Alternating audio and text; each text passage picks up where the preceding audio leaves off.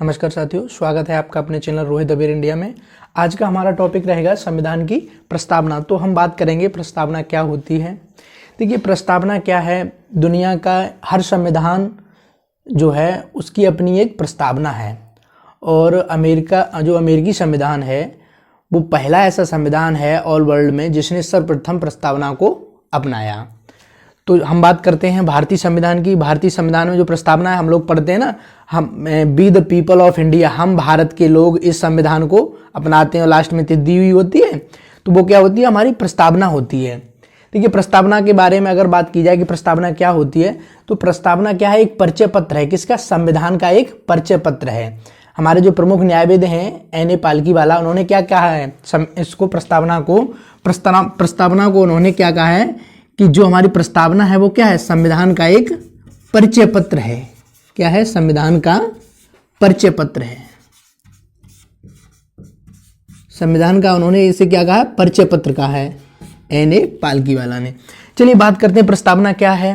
देखिए, हमारी जो प्रस्तावना है, प्रस्तावना में 4 मूलभूत तत्व हैं। अगर तत्वों की बात की जाए तो इसमें पहला है जैसे भारतीय राज्यों का स्वरूप। मतलब देखिए, प्रस्तावना की बात करें तो इसमें 4 तो इसके मूल तत्व हो गए। नंबर 1, भारतीय राज्य का स्वरूप कैसा होगा, भारतीय संविधान के स्रोत क्या हैं। नंबर 3 बात की जाए अगर उद्देश्यों का विवरण, मतलब संविधान जो हमारी संविधान का निर्माण होगा। नंबर 3 पे अगर बात की जाए तो उद्देश्यों का विवरण, इसमें जो उद्देश्य है हमारे संविधान को बनाने के लिए हमें क्या उद्देश्य अपनाने हैं उसके बारे में बताया गया। और लास्ट में इसमें किस तिथि को हमने संविधान को अपनाया है उसके बारे में लिखा गया है। ठीक है, देखिए इसका शुरुआत कैसे हुआ अगर बात की जाए, प्रस्तावना कैसे बनी और इसको क्यों संविधान में रखा गया, तो आपको थोड़ा बैकग्राउंड में ले चलते हैं। देखिए, जिस वक्त हमारी संविधान सभा बनी थी उसी वक्त नेहरू जी ने एक अपना उद्देश्य रखा संविधान सभा के सम्मुख 13 दिसंबर 1946 को। नेहरू जी के द्वारा रखा गया था।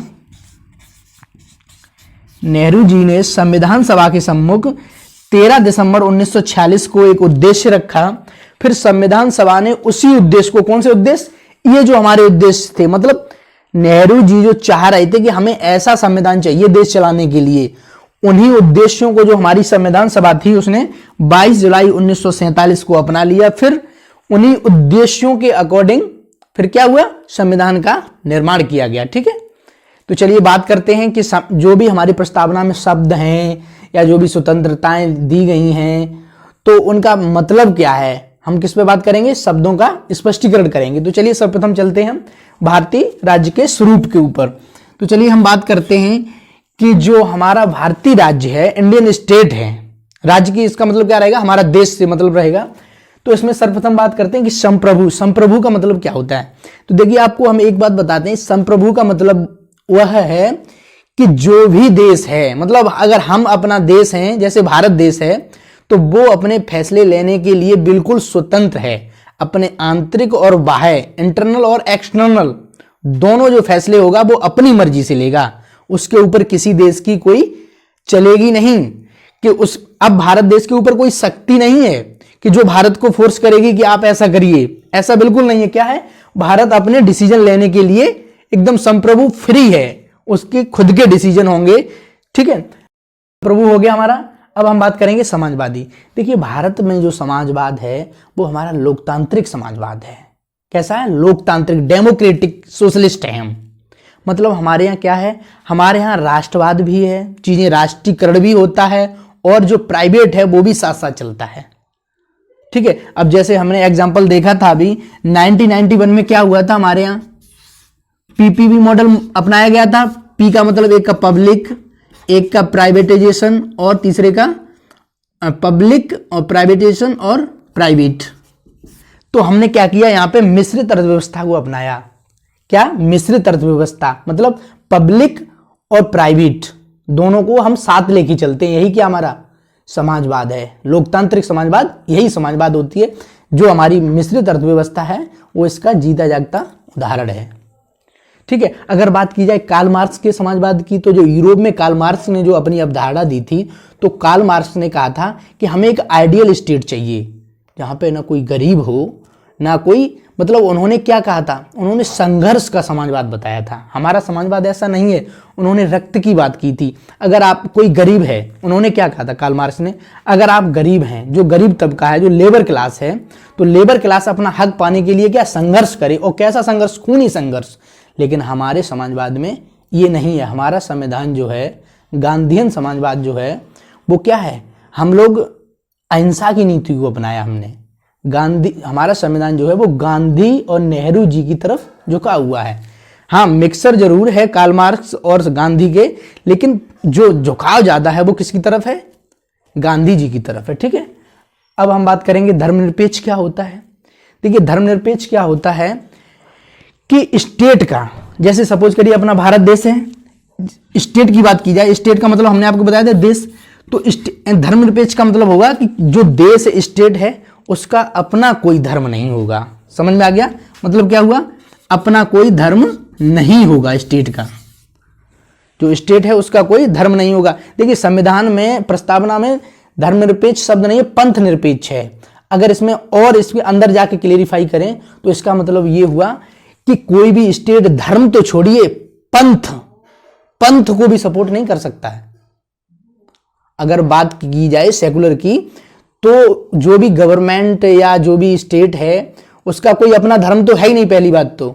लेकिन ऐसा अगर देखा जाए तो ऐसा होता नहीं है। आजकल की जो सरकारें हैं वो एक विशेष धर्म को क्या सपोर्ट करती हैं, लेकिन हमारे संविधान में क्या लिखा है कि सरकार या जो देश है उसका कोई धर्म नहीं होगा, ना ही वो किसी धर्म को सपोर्ट करेंगी। लेकिन क्या होता है, बैकडोर से सभी सरकारें और जो भी हैं वो अपना सपोर्ट रखती हैं। ठीक है, अब बात करें हम, चलिए अब हम बात करते हैं डेमोक्रेसी, लोकतांत्रिक। देखिए, लोकतांत्रिक दो तरीके का होता है, एक आपका राजतंत्र होता है, इसमें पहले भी हमने बताया था राजतंत्र के बारे में।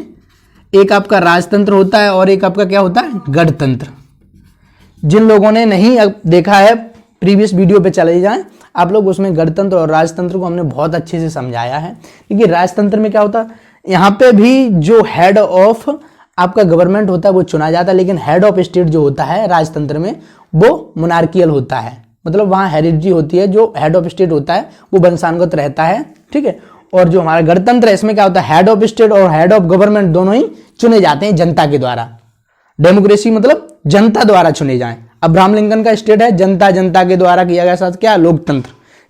जनता के लिए जनता द्वारा वो जो शासन होता है वो क्या है, लोकतंत्र होता है। ठीक है, गणतांत्रिक की बात की जाए तो हमने अभी आपको बता दिया था, जो हेड ऑफ स्टेट है, जैसे हमारे यहाँ हेड ऑफ स्टेट कौन है, हमारे यहाँ हेड ऑफ स्टेट कौन है, प्रेसिडेंट होता है।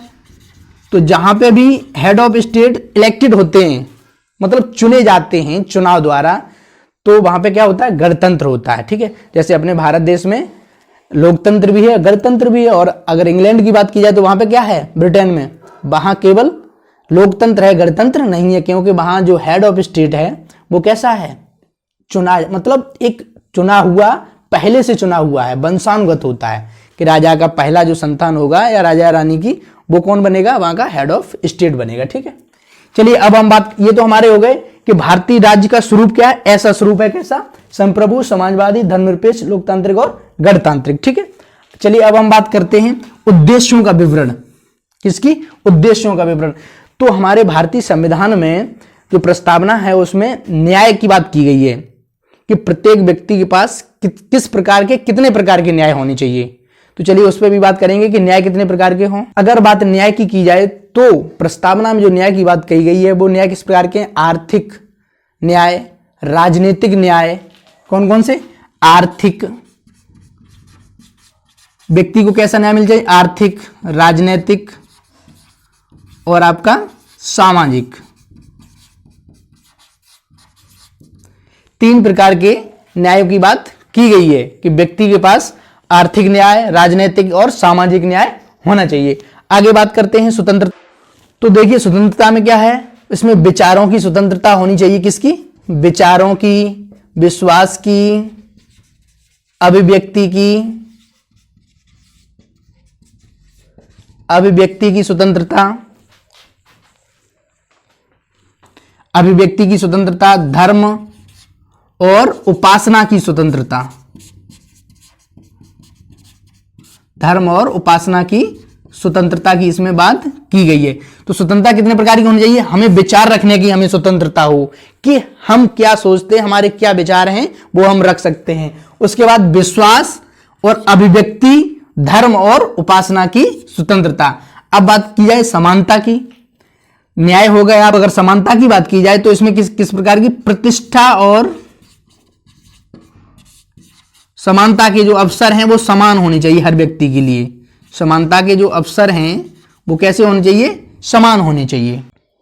ये बात हो गई आपकी समानता की। प्रतिष्ठा और समता के जो अवसर हैं या अवसर की समानता है, ठीक है, समानता हो गई। नंबर 2 बंधत्व। बंधत्व में क्या आता है? व्यक्ति की गरिमा। व्यक्ति का जीवन कैसा होना चाहिए? गरिमापूर्ण जीवन होना चाहिए। कैसा होना चाहिए? गरिमापूर्ण। व्यक्ति की गरिमा बनी रहे।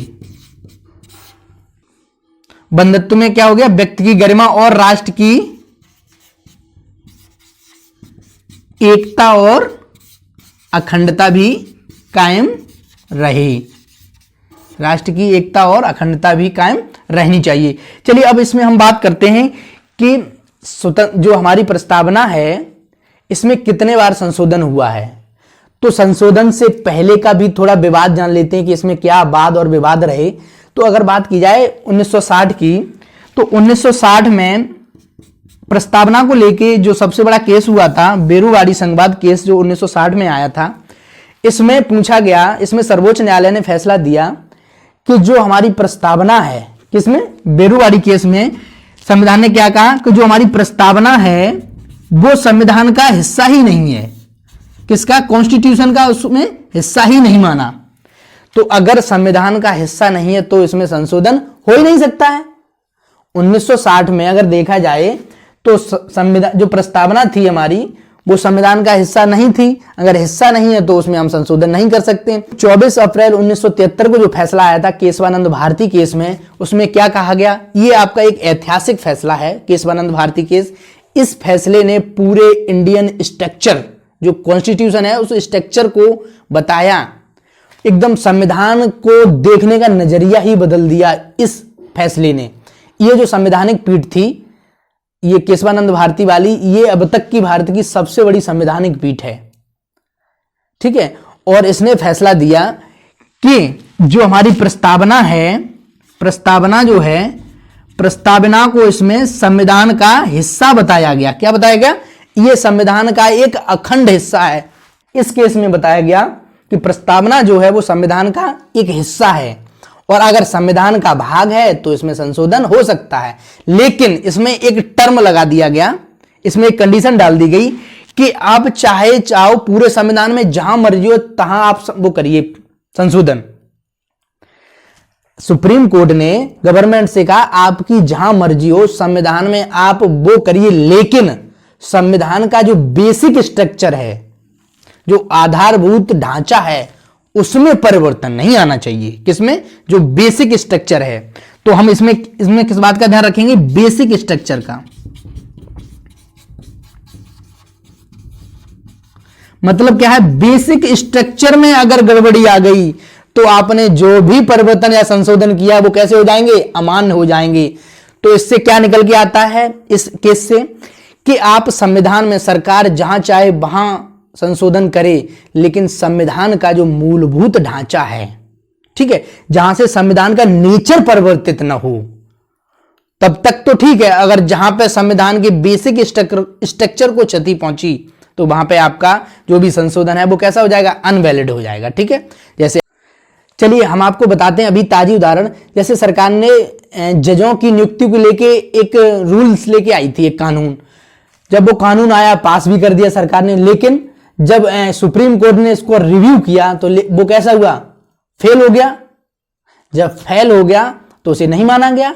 तो उसमें क्या हो रहा था? जो संविधान का बेसिक स्ट्रक्चर जो था वो कहीं ना कहीं प्रभावित था। इस वजह से क्या हुआ? उस कानून को खत्म कर दिया गया, ठीक है। अगले केस की बात करेंगे जो LIC इंडिया का 1995 में जो केस आया था, उसमें भी यही निर्णय आया कि जो हमारी प्रियम्बल है, क्या जो हमारी प्रस्तावना है वो क्या है? संविधान का हिस्सा है। मतलब जो केशवानंद भारती केस था उसी फैसले को दोहरा दिया गया, ठीक है। तो केस को भी याद रखेंगे। 1960 में आपका कौन सा है? बेरुवाड़ी केस। 1973 में केशवानंद भारती केस, और LIC इंडिया केस ये कब आया था आपका 1995 में। ठीक है, अब हम बात करेंगे संशोधन की।